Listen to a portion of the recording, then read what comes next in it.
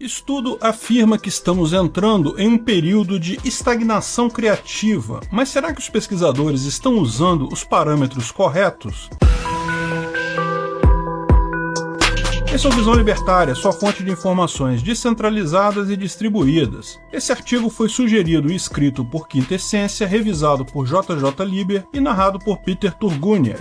Um estudo conduzido por Russell Funk, professor da Escola de Administração da Universidade de Minnesota e publicado recentemente na conceituada revista Nature, afirma que o grau de inovação tecnológica e de descobertas científicas tem caído significativamente nas últimas décadas. Com o título de Papers e patentes estão se tornando menos disruptivos ao longo do tempo, o estudo demonstra que entre os anos 1945 e 2010, o número de patentes registradas teve um decréscimo superior a 91%, ou seja, de acordo com os dados apurados por Russell Funk e sua equipe, a humanidade, ao longo de 6 décadas, viu sua capacidade criativa ser reduzida a menos de 10% do seu potencial da primeira metade do século XX. Para chegar a essas conclusões, o estudo utilizou-se da análise de dezenas de milhões de papers científicos publicados no período analisado, além de milhões de patentes registradas. Ao compilar todos esses dados, os pesquisadores perceberam que o grau de inovação vem caindo de forma ininterrupta ao longo dos anos em todas as áreas observadas, patentes na áreas de química, mecânica, computação e farmácia. Além disso, pesquisas científicas nas áreas de tecnologia, ciências sociais, biomedicina, dentre outras, estão diminuindo consideravelmente. Em outras palavras, a humanidade já teria esgotado o seu potencial criativo e estamos entrando agora definitivamente em um período de estagnação científica. Outras análises, contudo, apontam justamente na direção oposta, afirmando que a humanidade, na verdade, está vivendo nos últimos 20 anos um grau de evolução tecnológica sem precedentes, e que isso seria apenas o começo. A partir de 1998, com o surgimento do Google e a popularização da busca por informações na internet, passando pelo surgimento do Facebook em 2004, pela criação do sistema de armazenamento em nuvens AWS da Amazon em 2006,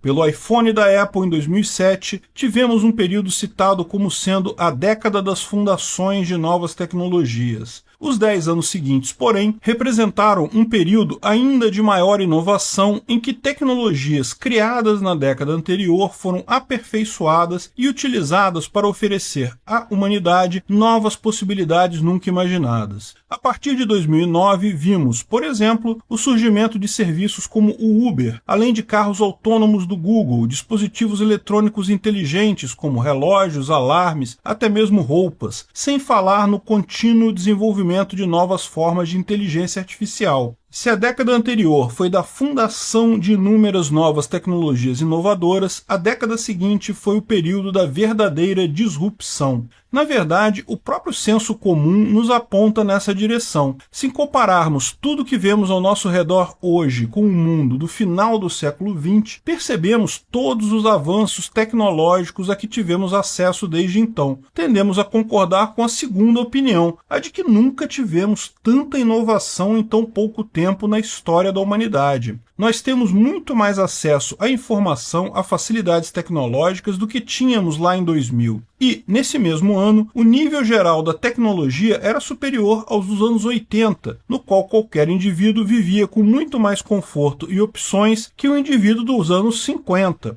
O contínuo progresso tecnológico da humanidade, portanto, parece ser inegável. Mas o que explicaria a discrepância de resultado entre as duas observações? O que justificaria um estudo afirmar que a inventividade humana está estagnada, enquanto outros mostram que a humanidade de fato nunca foi tão criativa? Bem, a chave para responder essa questão pode estar na análise dos parâmetros utilizados para chegar a ambas as conclusões. Enquanto o professor Russell Funk e sua equipe analisaram patentes e papers científicos para tirar suas conclusões, outras observações tomam por base a análise e aplicação real de novas tecnologias. Bem, em outras palavras, o estudo publicado na revista Nature leva em conta a burocracia estatal relacionada à propriedade intelectual intelectual, ao invés de olhar para onde a inovação realmente acontece. Nós, libertários, não acreditamos em propriedade intelectual, porque entendemos que a propriedade não pode ser abstrata, coisa que marcas, patentes e ideias, no geral, são. Se você tem uma ideia e alguém a copia, você não deixa de ter essa mesma ideia. Apenas coisas são escassas, ou seja, que não podem ser possuídas simultaneamente por duas ou mais pessoas. Só essas que podem ser consideradas propriedade. Porém, isso não muda o fato de que muita gente leva a sério a história da propriedade intelectual e de que, durante muito tempo, o registro de patentes foi algo muito valorizado por inventores, criadores de novas tecnologias e empresas em geral. O que deve ser analisado, contudo, é se no atual cenário de criação de novas tecnologias e de circulação imediata de informações, ainda faz sentido utilizar a força estatal para impedir que ideias originais sejam copiadas livremente por outras pessoas. E alguns fatores nos levam a concluir que, ao que tudo indica, o registro de ideias se tornou algo completamente obsoleto. O fato é que o processo de registro de patentes é extremamente burocrático e demorado, como tudo aquilo que depende da ação estatal. Enquanto países desenvolvidos costumam ter prazos de registro de patentes girando entre 2 e 3 anos, aqui no Brasil, por exemplo, esse prazo pode chegar a 10 anos, a depender do tipo de registro. Esse processo, por óbvio, envolve uma série de custos, que vão desde taxas cobradas pela máquina estatal, passando pelo custo da burocracia necessária